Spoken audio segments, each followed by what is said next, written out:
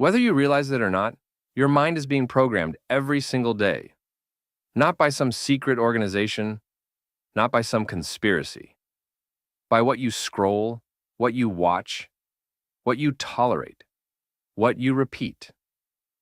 Your daily inputs are quietly shaping your future. And if you're not intentional, you're being rewired by default.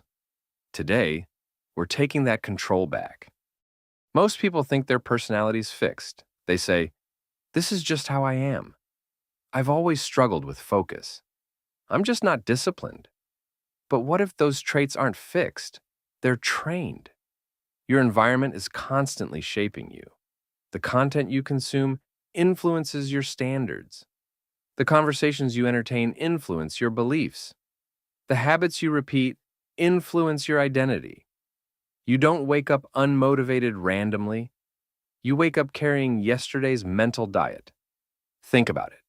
If you spend hours consuming fast, stimulating content, your brain adapts to speed.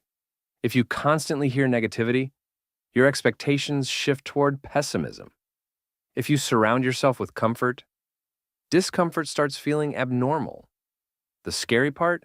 Most of this happens invisibly. You don't feel yourself changing. You don't notice the rewiring. But over time, it compounds. Here's the science behind it. Your brain is neuroplastic, which means it rewires itself based on repeated experiences. Neurons that fire together wire together. What you repeatedly think about strengthens. What you repeatedly do becomes automatic. If you constantly switch between apps, your brain strengthens distraction pathways. If you constantly avoid hard tasks, your brain strengthens avoidance patterns.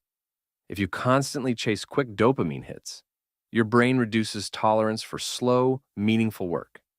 Distraction becomes default. Negativity becomes default. Comfort becomes default. And here's the truth most people don't want to hear. Your current habits are not personality traits. They are trained neural pathways, which means they can be retrained. When you let your environment program you unconsciously, the cost shows up quietly. You struggle to focus for long periods. You procrastinate even when things matter. You feel restless doing deep work. You settle for average performance. And you think it's a motivation problem? It's not. It's conditioning. If your brain has been trained for constant novelty, silence feels uncomfortable. If your brain has been trained to avoid discomfort, growth feels threatening. If your brain has been trained for instant gratification, long-term goals feel exhausting. You're not broken, you're patterned, but patterns can be changed. Here's where power returns. The moment you become aware of your programming, you create leverage because you can't control what you don't notice. When you realize my distraction isn't random, my procrastination isn't personality, my low focus isn't permanent, you stop blaming yourself and start redesigning your inputs. That's the shift, not motivation, awareness. Here's what an intentional day might look like. Morning, no phone for the first 30 minutes. Quiet reflection or reading instead of scrolling. Midday, focused work blocks without notifications. Conscious breaks instead of automatic distraction. Evening, review the day.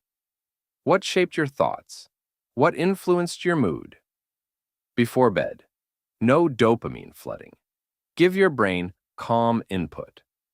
You don't have to live like a monk. You just need to stop living on autopilot. Your mind is your greatest asset. Yet most people guard their money more than their mental input.